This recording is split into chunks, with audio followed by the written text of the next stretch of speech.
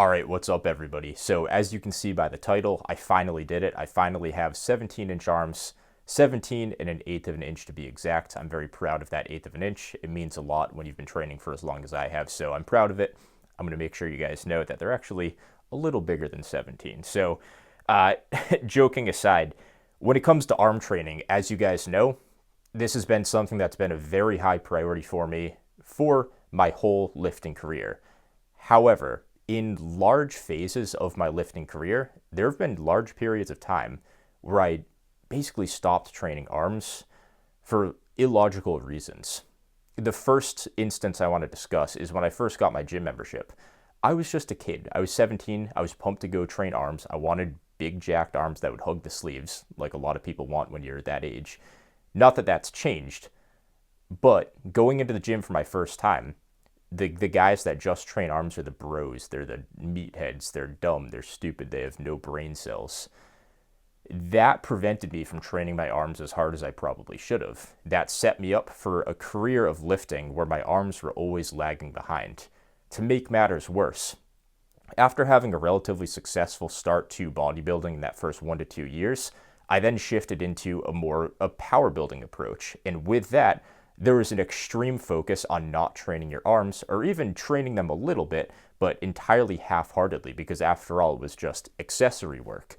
So when something is treated as an accessory, and this is something I've always talked about on the channel, you're subconsciously telling yourself that it's inferior and that it's only supplementary to a more important thing in your program. And to me, the general guidelines of my program and what I was looking to get out of it didn't make any sense at all, because at the end of the day, my goal was to develop my physique and be big. I just wanted to be a big, muscular guy. That's why I have a channel called Basement Bodybuilding now. It's fairly obvious. But when my program was revolved around hitting big numbers on a few lifts, then at that time and in that context, yes, a tricep pushdown and a preacher curl is an accessory lift, because those may have some potential benefit in driving up the numbers of the big three lifts.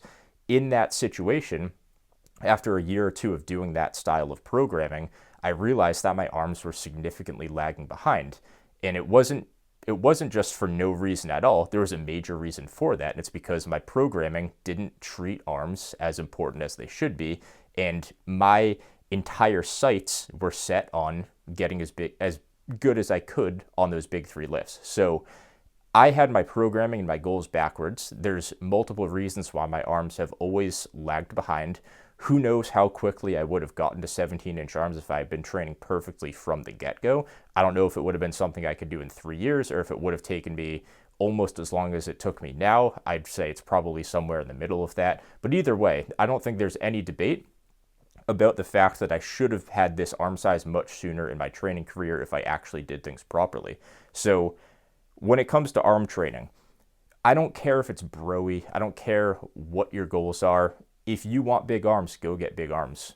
It's okay to do an arm day. It's okay not to have your first lift be a big, heavy compound. And it's okay to break away from that mindset, because what lift you do in the gym doesn't define like how tough you are and all these random like claims. I'm thinking back to like those old comments I used to see on like YouTube and stuff like that, even Instagram, where people would just say stuff like, oh, all you need is chin-ups to grow your biceps, don't do curls. That's such a lazy way to train. That's like the virgin way versus the Chad way of growing your arms through pull-ups and dips and that kind of stuff.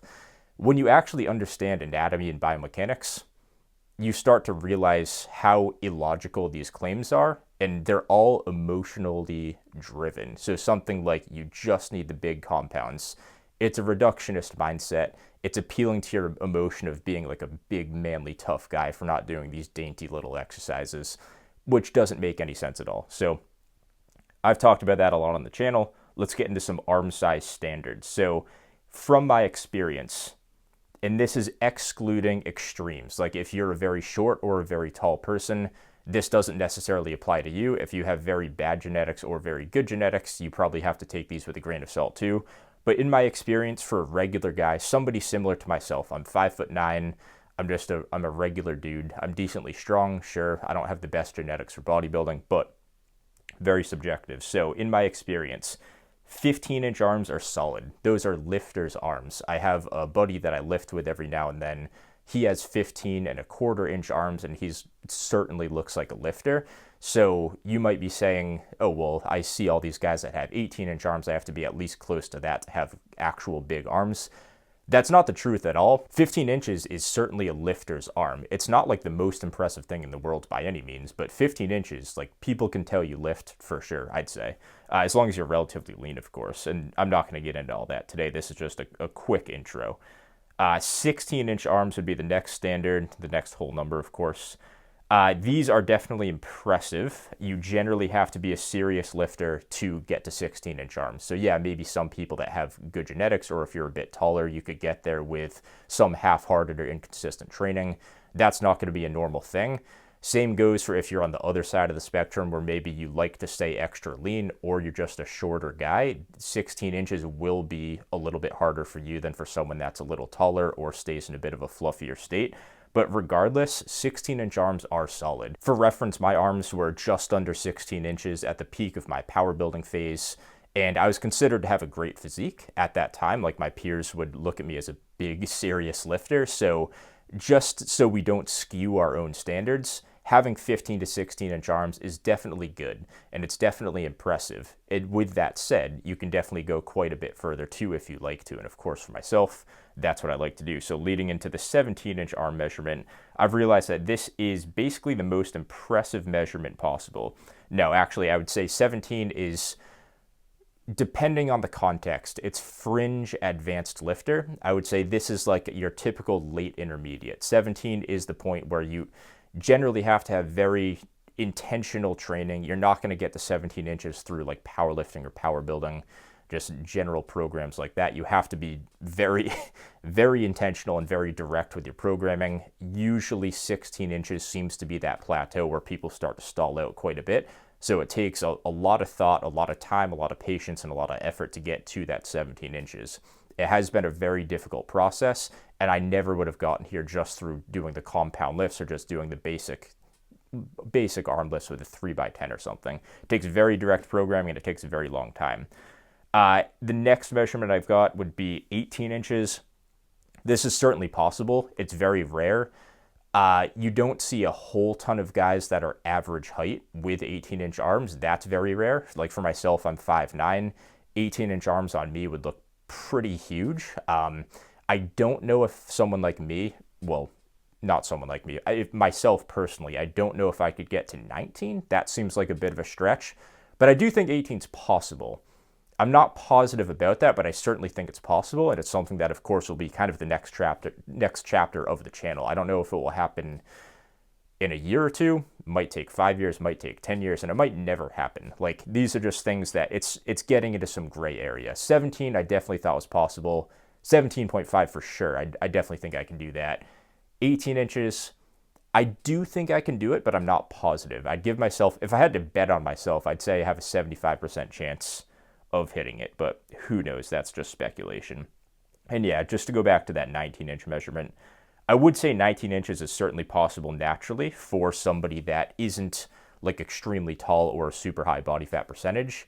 But this is something that you do have to figure out for yourself, is what I'm seeing. This is where you start to get into like that fake natty territory. You have to start worrying about that kind of stuff. It kind of does just come down to you figuring that out for yourself. Or if you know trusted people that have gotten to that measurement, then sure, I definitely do believe it. I don't think 19 is unreasonable for a natural guy, but it's so rare at that point where the odds of you knowing somebody with a 19-inch arm measurement is going to be pretty slim. Most people won't know somebody. Maybe you go to the gym with a guy that has 19-inch arms, but you have no idea if he's natural or not. So it just gets into such a gray area. So as far as the lessons that I learned, I picked about 6 or 7 here. These are the first things that came to mind. I didn't overthink this. I didn't overcomplicate it. These are just the most important variables in my personal journey to getting 17-inch arms. The first lesson that I learned, picking good lifts is a must. You'll probably be using heavy weight. So when it comes to getting to 17-inch arms, the whole journey is going to evolve over time. When you first start off as a beginner, having good exercise selection or using a stable lift is probably a little bit less important than when you're going from that home stretch of 16.5 to 17 inches.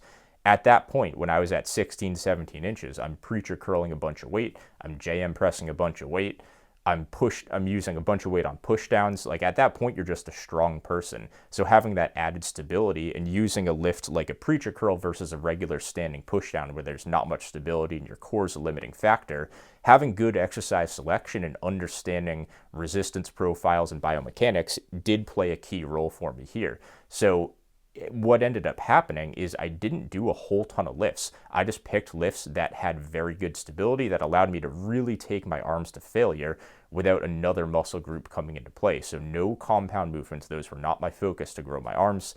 Purely isolation. Of course, I still did do compounds, and they were set up to bias whatever muscle I was looking to target there, usually a muscle on the torso or the legs. For the arms, I always targeted them through isolation. JM press, yeah, that's technically a compound lift, but the triceps are the primary mover. That's the joint and the muscle that goes through the most range of motion.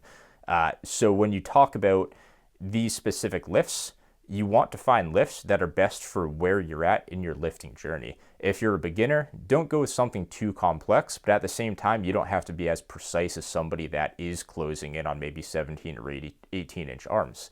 So exercise selection and knowing what works best for you in your journey is going to be key.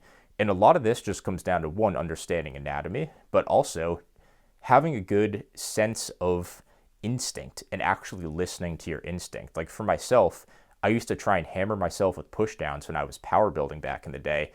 And I would do them because everybody just said it was a good lift. But I didn't understand that, yeah, my abs are giving out, my triceps are pretty strong, and I'm not really getting much out of that lift. But people kept telling me it was a good lift, so I'd always do it. But at that point, I didn't realize that no longer was it the best lift for me, and maybe an incline push down or a JM press would have been a good substitute until I learned that, and now my arms are magically bigger, right? So the next point that I have here, an anecdote for myself.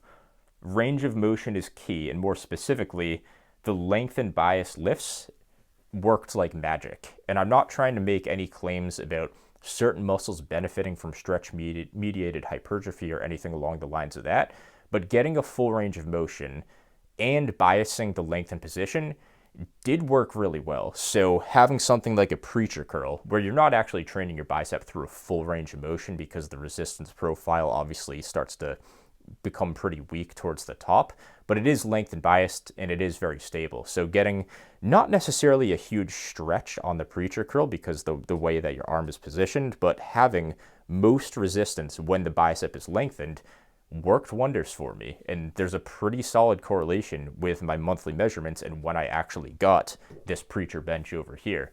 Same thing with my Smith machine. I got my Smith machine a handful of months before that, and when I started doing Smith machine JM press, I made really good tricep gains. I was doing the barbell variation before. That was a great lift too. I'm sure it would be pretty similar results whether I was using the barbell or Smith.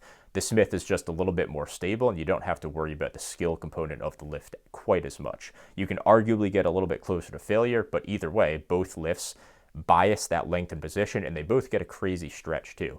And outside of that, I didn't use a whole ton of variety. I just hammered down on these two main lifts. I did include a little bit more. I kind of already spoke on this third point, but I did say that preacher curls and Smith JM presses are elite. They're both very stable. They both bias the length and position. It's just a great base for training your arms, and I couldn't recommend these lifts enough. My point after that, I don't have great genetics. This is something I learned, but at the end of the day, it didn't actually matter because I still got here either way with average genetics. And the way that I see my own personal genetics, if I was gifted and I had good genetics for bodybuilding, why wouldn't I have gotten huge arms just from doing compound lifts? Because they still get hit enough, right? Like people can grow just from that. They don't have to do as much isolation work or as much direct work where the target muscle is the prime mover to grow their entire body. So if I was so gifted and it had such great genetics to be able to achieve 17-inch arms, why did it take me such precise programming to actually get here? That's the fault in that logic. So I think to myself, this proves two things. It proves that no, I don't have great genetics. Maybe I'm average, maybe I'm a little below, maybe I'm a little above, but I'm pretty confident that I'm just a normal guy. And the second thing I realized is that even with, if my logic holds true, if I'm an average person, I could still get 17-inch arms. So that isn't to say that you have to have great genetics or be very gifted to get to bigger and more impressive measurements like a 17-inch arm plus. So these are all good things, by the way. These are all good things. The next thing I've got here is that arms are their own muscle group and they need to be treated that way. The arms will never get maximal growth as a secondary mover. So to move off of that previous point, the way that I view my training now is so much better and it's so much more efficient than how I used to view my training. I used to be a movement pattern guy. I would view my training in terms of movement patterns, and secondarily to that, it would be the muscles involved. So the push-pull leg split, it was push movements. That's all I had to do. Nothing mattered about range of motion. Nothing mattered about the prime mover. It was just push. Do whatever push movements I needed to for that day, and I'm good. Same goes for pull. Instead of lats and traps, it was horizontal and vertical pulling. Not until I realized that, yeah, the lats and traps are very different muscle groups that require different elbow angles, different pull angles, and different grip widths to actually target what muscle you're trying to target. The same goes for the arms. A pull, a horizontal or vertical pull, involves the biceps, but it doesn't actually train it as efficiently as it needs to grow in terms of maximal hypertrophy. So when I started viewing my split and viewing my exercise selection and my training program as I'm training my body and I'm training each muscle group, that's when things started to click. I'm no longer focusing on revolving around certain movement patterns, even though I do follow a push-pull leg split currently. It's revolved around the muscle that I'm trying to train. And now everything makes sense. I have every angle down. I have various resistance profiles, various rep ranges, and it actually works. So I would challenge you to move away from viewing your program and viewing your training as a movement pattern setup split and more into a muscle group split. Focus on the muscle itself, the mechanics and the anatomy of that muscle, and then reverse engineer from there. And that way you have all your bases covered. You don't have to just do certain movements and hope for the best. Another thing I've realized, and this is the final one that I'm going to leave you with, 18-inch arms are realistic. That's a potential thing that I could achieve. I'm pretty sure I'm the exact average height. I'm 5'9". Based on my logic, I have average genetics too, as I've talked about frequently throughout this video. And I think I can actually get 18-inch arms. I'm pretty confident that I'll be able to do that. So with that conclusion, I think a lot of people do have the potential to hit something like a 17 or 18-inch arm. I can't guarantee you anything, but like if I can do it, I have a good feeling that a lot of you guys watching this could do it too. And that's pretty much all I've got for today. I mean, I don't have anything too insightful or too revolutionary, but a lot of these things might be things that myself or you already knew, but they're cemented and I understand them in the proper way now. I don't just know it, I actually understand it. And yeah, I don't have anything too inspiring or too insightful other than I think a lot of you guys have more potential than you think you have, and I guess I'll just leave it at that. So I'll probably get back to a training vlog or something next. I do have a handful more topics of educational videos, but let me know what you guys thought of the video. Let me know what your next arm goals are in the comments. I'll see you guys in the next video.